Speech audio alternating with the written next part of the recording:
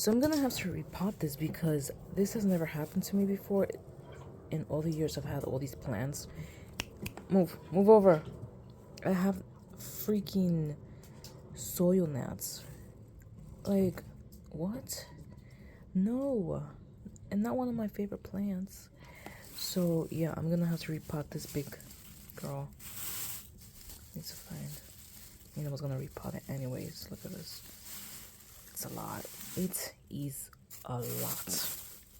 Wow, this is gonna take a while. So, and I need to get a new bucket. So, I'll be back.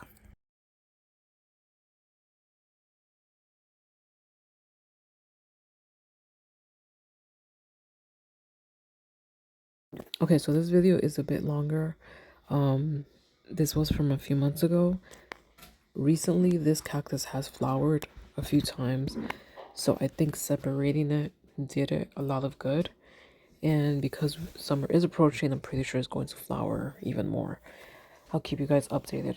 I'm pretty proud of this one because I did not think it would get to be this big at one point.